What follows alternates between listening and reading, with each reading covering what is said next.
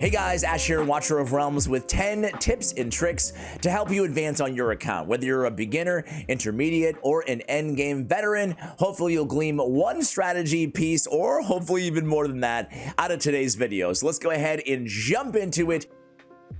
Tip number one is pretty basic, but it's so important, and that is how you tackle a stage in this game for the very first time. You have to take advantage of the free restart. So every single stage, you click on this gear button, and then you can restart. Unlimited time. This does not cost you any stamina, any resources to restart. So how we approach every single stage that we're trying to clear for the first time inside Watcher of Realms is simply piece by piece or part by part, step by step.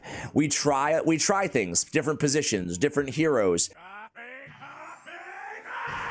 And then we try to learn the patterns of the enemies coming out of their portals. For example, ooh, that's not going to work. We're going to restart with the new information that we've gleaned, and we're going to put Wrath to block out this corner. You do this throughout the entire process. You can kind of use the number of spawned enemy troops as kind of a benchmark to remember where you are in the battle or where you left off. And what you're going to do is you're going to learn this stage. You're going to learn it slowly, methodically, by trial and error. And you're going to use it via you're going to execute this vis-a-vis the restart button, and we're going to learn every step of the way until we're able to clear a stage all the way up until the boss.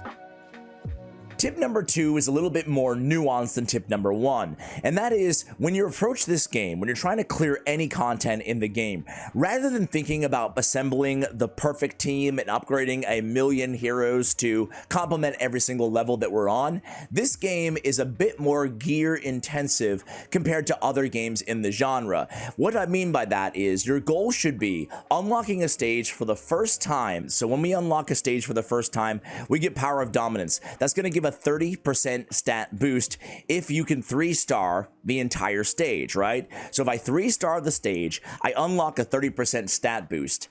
After we unlock the stat boost, we want to basically, instead of thinking about building teams, we want to build 1 or 2 or 3 unbelievably good, depending on where we are in an account, sets of gear, right? And we mule these best gear sets that we have on our account, whether you're, an intermediate, mid-game, or end-game, you're going to be taking those gear sets and moving them onto the appropriate classes and heroes for the stage that you're trying to beat for the first time. After you unlock the Power of Dominance, you'll get the stat boost, after which you can kind of use hand-me-down gear, your second best, third best, fourth best gear on these heroes once you've locked in that stage. You should still be able to clear that stage with that lesser gear because you've unlocked the Power of Dominance. Then you should be taking that best gear and reallocating that to the heroes that you're using on the stage that you're trying to clear for the first time.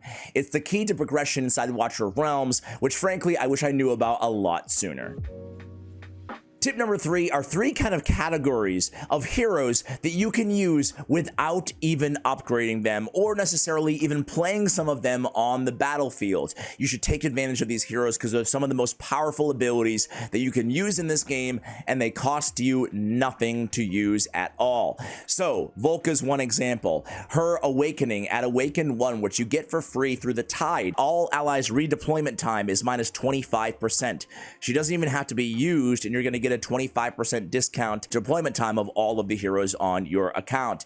Another example, one of the best ones in the game in my opinion, is Laurel, right? We all know Laurel. In case you don't, you definitely want to look out for her. She's one of the best heroes in the game, and you don't even need to gear her out or even level her up in most scenarios. Additionally, upon death on her talent, provides surrounding allies with restoration of 50% of their rage cap upon her death or her removal from the battlefield. So you just place her next to the heroes that you want to regenerate 50% of their rage, thus getting to their ultimate a lot sooner, and you don't even have to gear her out or do anything else with her. It's an extremely powerful ability. And then the third category, I should say, is a big class of heroes in the game, and they're lords with talents that have a global effect.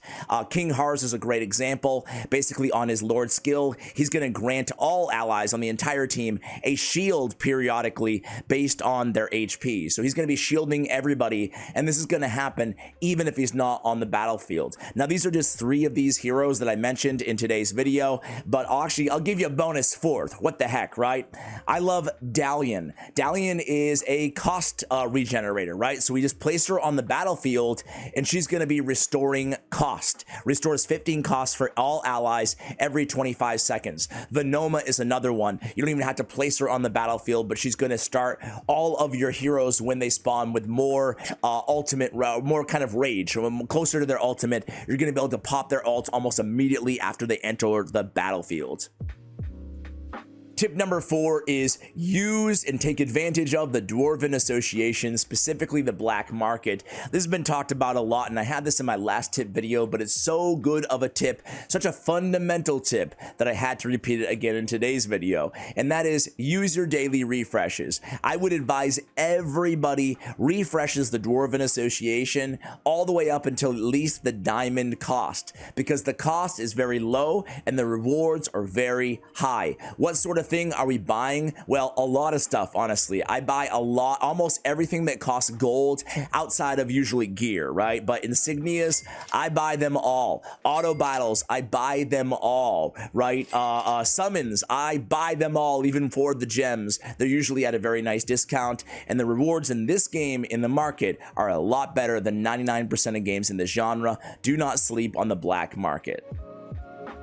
Tip number 5 is the power of Invigoration gear. An Invigoration set gives you a healing effect plus 25, but that's not really what it's all about. The real utility here is when deployed, this hero and a random ally in range gain 10% attack. This is the perfect set if you're lucky enough to have your hands on Dolores, whose inspiration scales on her attack, but it's also a great effect to have on any support or any damage dealer in the game, because what we're going to do is we're going to make sure that we're precisely placing them right next to or facing the ally that we want to give Invigoration to. So in this situation, let's say that we wanted to give Comet Invigoration. Well, we put Dolores right next to him, and then we click on Comet. You see this little sword up here? That's the Invigoration buff. 10% extra attack is very significant in this game. That's a third of the attack of the Power of Dominance, for example. So really, really importantly, take advantage of Invigoration gear. Empower,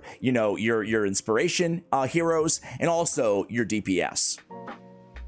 Tip number 6 is do not use your rare heroes as quick startup options. Instead, use your rare heroes as sale, right? Sell them, right? Dismiss them. You're going to get a very, very valuable premium resource in the game, which is diamonds. So I have 270 diamonds here. You can then convert your diamonds, again, the premium resource in Watcher of Realms, to more summons, which is a great opportunity to use those, especially during a 2x summoning event, or a 10x or a 15x for a brand new hero that you really want to get your hands on, or a 1+1 legendary summoning event. Either way, use them on summons or use them on stamina. But either way, a big source, the major source of your diamonds, is going to be dismissing your rare heroes, not using them to empower other heroes. Tip number 7 is a basic but very important one. Don't know where to farm, don't know what to focus on in the game, try to find corresponding events. That will make the decision easy for you. So for example, right now, Gear Raid 3 has an event. We can tell by that event kind of emblem, the trophy in the upper left-hand corner, and that's going to be a great area to use our stamina. Why? Because we're always trying to double dip as much as humanly possible inside this game, meaning we want to get extra rewards in addition to what we're already going to be farming, in this case in Gear Raid 3, vis-a-vis the event hall. So take advantage of events to kind of dictate or orient where you're spending your stamina and where you're farming on a daily basis. And I realized that on tip number 7, I did show an arena event, but the point still stands, right? Tip number 8, guys, is when in doubt, or if there's not a good event going on right now that you want to take advantage of, definitely farm Artifact Material Raid. You can never have enough. Mithril to upgrade your artifacts, and of course artifacts which you're going to get in Forge in the Artifact Forge, right? Artifacts are so huge in this game, and honestly, I farmed so much Mithril, I probably blow all of this stamina tonight on Mithril, and I still have nowhere close to near enough enough, right? So when in doubt, farm artifact material raid. You can never have enough. You can also pick up Mithril inside the Dwarven Association again by playing the arena. So in the arena shop, provided that you've already gotten, you know, your legendary skill crystal or any of the premium resources, your rare summons, your stamina, Mithril is always a good idea, especially if you're an active arena player. Some people say, no, I will never buy Mithril by arena tokens. Others say, yes, I will. Me, I'm in the latter camp. I think it's once you bought all the premium stuff, especially if you're an active arena player, I do spend on Mithril personally, and I have no regrets. Tip number 9 has to do with gear, especially in the early game, right? So in the early game, you're going to be getting a lot of your good gear actually from the Dwarven Association. We have a Doom Amulet right now for 46k. It's definitely going to be a lot better than anything that we can get just through the gear raids in the early stages. Moreover, you should not be wasting a ton of your stamina on the early stages of these gear raids, you know? So up to gear raid 9, I wouldn't farm gear from gear raids at all. I would focus on gear raids as progression. And then you can start getting your hands on mythic gear at stage 10. And then it's going to present kind of a, you know, a plateau buster for you on your account progression, because gear, as I said earlier, is really everything in this game. So don't waste a ton of stamina farming gear. What you should do instead is in the early game, buy your gear from the Dwarven Association, get, you know, pieces to fill in the gaps from your early gear raid progression, just trying to clear the next stages, right? You can use a few battles, nothing wrong with that, but I wouldn't be unloading all your stamina. Instead, use your stamina in conjunction with an EXP bonus, activate the EXP bonus, and then focus on resources, right? Try to get to stage 8 of the campaign so you can unlock stage 8 of the EXP raid, in which you can focus on leveling up and promoting all of your heroes to make your first team all the way to level 60 fully promoted. Focus on that, and it's going to yield dividends that will obviously last you until the end game. The gear you can't take with you to the mid or the end game, but the levels and the promotions you absolutely can, and it's still going to make a significant difference in terms of your progression in the early game to get those promotions and those extra levels, more so than that crappy gear you can get in the early stages of the gear raids.